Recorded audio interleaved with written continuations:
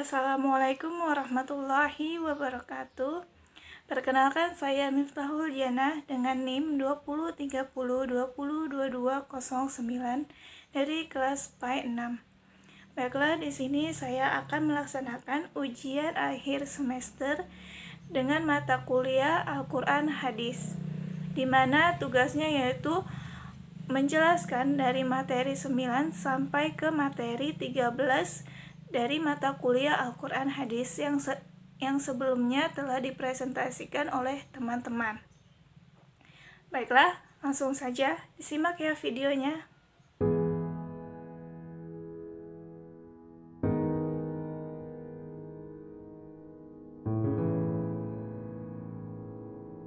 Surah Az-Zumar terdiri atas 75 ayat, dan ia termasuk ke dalam surah Makkiyah, diturunkan sesudah surah Saba. Dinamakan Az-Zumar yang berarti rombongan-rombongan karena perkataan Az-Zumar yang terdapat pada ayat 71 sampai dengan 73 ini. Dalam ayat-ayat tersebut diterangkan keadaan manusia di hari kiamat setelah mereka dihisab. Di waktu itu mereka terbagi atas dua rombongan. Satu rombongan dibawa ke neraka dan satu rombongan lagi dibawa ke surga. Masing-masing rombongan ini memperoleh balasan dari apa yang mereka kerjakan di dunia dahulu. Surat ini juga dinamakan Al-Ghuraf atau kamar-kamar, berhubung perkataan ghuraf yang terdapat pada ayat 20. Dinamakan diterangkan keadaan kamar-kamar dalam surga yang diperoleh orang-orang yang bertakwa. Surah At-Taubah termasuk dalam golongan surah Madaniyah. Dinamakan surah At-Taubah karena banyak diulang kata taubah dalam surah ini, yakni pada ayat 3, ayat 5, ayat 11, ayat 27, ayat 74, ayat 104, ayat 112, dan juga ayat 117. Selain itu, dalam surah At-Taubah terdapat ayat 105. Di dalamnya terdapat motivasi untuk beramal dan tentang etos kerja. Melalui ayat ini, Allah Subhanahu wa Ta'ala memerintahkan hamba-hambanya untuk beramal, bekerja, berusaha, dan banyak berbuat kebaikan. Ayat ini berisikan perintah untuk beramal soleh. Walaupun taubah telah diperoleh, tetapi waktu yang telah diisi dengan kedurhakaan tidak mungkin akan kembali lagi. Manusia telah mengalami kerugian atas waktu yang telah berlalu tanpa diisi oleh kebijakan. Itu diperlukan giat melakukan kebaikan agar kerugian tidak terlalu besar.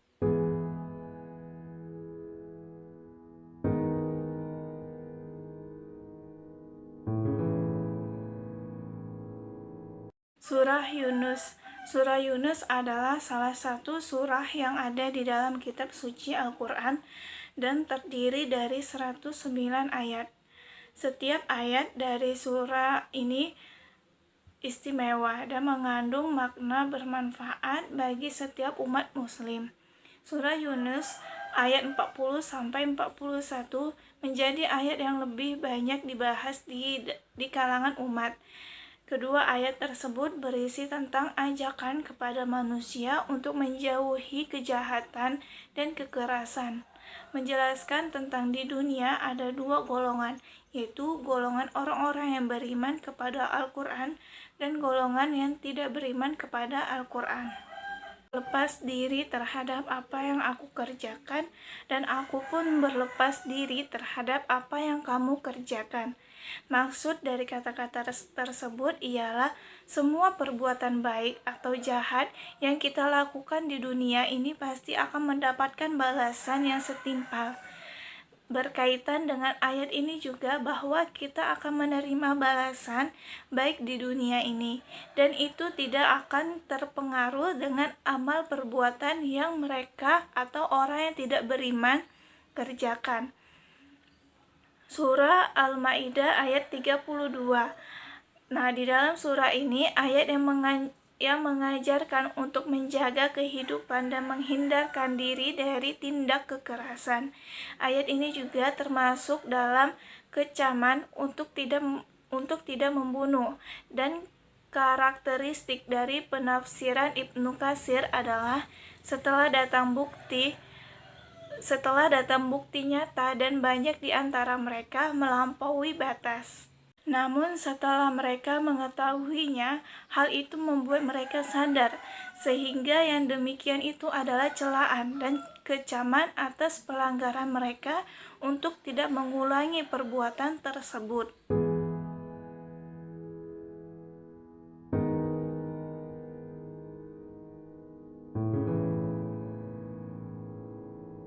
Surah Ali Imran ayat 190. Di dalam surah ini menjelaskan bahwa dalam penciptaan langit dan bumi serta silih bergantinya malam dan juga siang terdapat tanda-tanda kekuasaan dari Allah Subhanahu wa taala bagi ulul albab, yakni orang-orang yang berakal, orang-orang yang mau berpikir, orang-orang yang mau memperhatikan alam, dan orang-orang yang berpikir kritis. Ulul albab karena berdasarkan makna terdapat tanda-tanda orang yang berakal, yaitu akal-akal yang sempurna lagi memiliki kecerdasan, di mana hanya dengan demikianlah yang dapat mengetahui suatu hakikat dengan jelas. Lain halnya dengan orang yang tuli dan bisu serta orang-orang yang tidak berakal. Sedangkan pada ayat 191 ini Allah Subhanahu wa taala menjelaskan ciri-ciri dari ulul albab, yaitu apabila memperhatikan sesuatu selalu memperoleh manfaat dan terinspirasi oleh gejala besaran Allah Subhanahu wa taala. Di alam ini, ia selalu ingat Allah Subhanahu wa taala dalam segala keadaan, baik waktu berdiri, waktu duduk maupun berbaring. Nah, di dalam surah Ali Imran ayat 159, di sini Allah menunjukkan sikap sabar, lemah lembut, rasa rahmat, balas kasihan dan cinta Rasulullah SAW dalam memimpin. Sikap lemah lembut yang diperlakukan oleh Rasulullah SAW itu disebabkan karena beliau memandang perang bukan sebagai tujuan, melainkan hanya sarana atau media. Tujuan utama perjuangan Rasulullah SAW adalah mengajak masyarakat untuk mengamalkan ajaran Islam dan menciptakan kehidupan yang tertib dan juga damai. Surah ini juga secara umum juga berisikan tentang prinsip dakwah dalam Islam.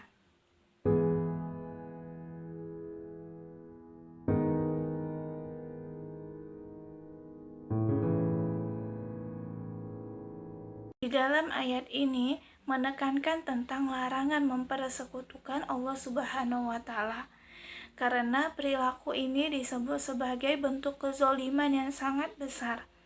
Surah Al-Luqman ayat 13 merupakan ayat yang mengabadikan pelajaran Luqman Al-Hakim kepada anaknya, yakni pelajaran paling utama tauhid.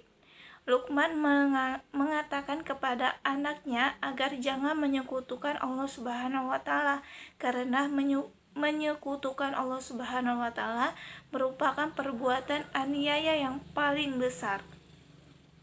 Mengapa syirik merupakan kezaliman terbesar? Syekh Wahbah Az-Zuhaili dalam tafsir Al-Munir menjelaskan, zalim adalah meletakkan sesuatu tidak pada tempatnya, sedangkan syirik ialah kezaliman terbesar karena berkaitan dengan pokok akidah, menyamakan dan menyetarakan Sang Khalik dengan makhluk. Buya Hamka menjelaskan dalam tafsir Al-Azhar, merupakan kezaliman terbesar karena ia memperbodoh diri sendiri. Surah Luqman ayat 14 adalah ayat yang memerintahkan birrul walidain, berbakti kepada kedua orang tua, terutama kepada ibu yang telah melahirkan dan juga mengandung kita. Lalu Allah Subhanahu wa taala menutup ayat 14 dari surah Al-Luqman ini dengan memerintahkan untuk bersyukur kepadanya dan berterima kasih kepada kedua orang tua kita. Dia juga menginginkan tempat kembali manusia kelak. Surah Al-Hujarat ayat 10. Dalam surah ini merupakan surah ke-49 dalam Al-Quran. Surah ini terdiri dari 18 ayat dan tergolong ke dalam surah Madaniyah. Secara garis besar, surah Al-Hujarat mengisahkan tentang pesan-pesan dalam kehidupan sosial di masyarakat. Adapun dalam ayat 10 diceritakan tentang hubungan di antara orang-orang yang beriman. Memelihara persaudaraan akan mendatangkan rahmat dan ampunan dari Allah Subhanahu wa taala, sehingga balasan atau usaha perdamaian akan ketakwaan kepada Allah Subhanahu wa taala, sehingga perlu adanya penegah dalam mendamaikan pihak-pihak yang bertikai. Allah Subhanahu wa taala memerintahkan untuk bertakwa. Tulisan dalam tafsir Al-Munir, maknanya, damaikanlah di antara dua saudaramu yang berselisih, dan hendaklah panglima kalian dalam upaya mendamaikan dan dalam seluruh urusan adalah takwa kepada Allah Subhanahu wa taala.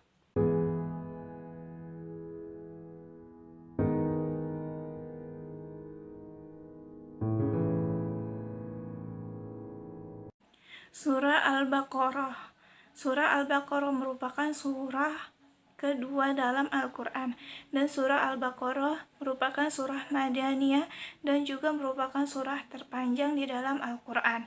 Di dalam surah Al-Baqarah ini mengatur banyak hal dalam kehidupan manusia.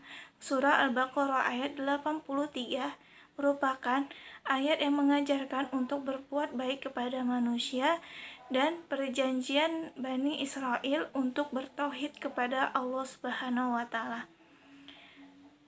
Melalui ayat ini Allah Subhanahu wa taala mengingatkan kaum Bani Israel terhadap apa yang Ia perintahkan kepada mereka dan mengambil janji olehnya atas hal tersebut dari mereka. Tetapi mereka berpaling dari semuanya itu dan menentang secara disengaja dan direncanakan, sedangkan mereka mengetahui dan mengingat hal tersebut. Maka Allah Subhanahu wa taala memerintahkan mereka agar menyembahnya dan jangan menyekutukannya. Hal yang sama diperintahkan pula kepada semua makhluknya, dan untuk tujuan tersebutlah Allah Subhanahu wa taala menciptakan mereka. Selanjutnya yaitu surah Al-Maidah, menjelaskan tentang anugerah dan kebenaran tentang Al-Quran sebagai pedoman hidup umat manusia. Al-Quran merupakan kitab suci yang membawa kebenaran dan melengkapi kitab suci yang turun sebelum Al-Quran. Manusia yang memiliki tata cara atau hukum dalam kehidupan yang setiap saat menyesuaikan perkembangan zaman dan situasi, namun tetap secara akidah bertauhid kepada Allah Subhanahu wa taala. Bahkan di dalam kandungan surah Al-Maidah ayat 48 ini dijelaskan bahwa Allah Subhanahu wa taala menciptakan keberagaman manusia sebagai salah satu ujian kepada umat manusia. Allah Subhanahu wa taala memberikan ujian sekaligus memberikan kesempatan kepada umat manusia agar senantiasa berlomba-lomba dalam kebaikan antar umat. Dengan begitu akan terlihat siapa yang taat dan siapa yang telah melanggar peraturan, dan juga berlomba-lomba juga dapat diartikan sebagai segera mencari apa-apa perbuatan yang baik yang ada di dunia ini. Mungkin itu saja penjelasan yang dapat saya sampaikan kepada penonton. Apabila saya ada kata-kata yang salah, saya mohon maaf. Kepada Allah Subhanahu wa taala saya mohon ampun. takwa intelektual dan profesional. Wallahu muwaffiq ila aqwabit thoriq. Wassalamualaikum warahmatullahi wabarakatuh.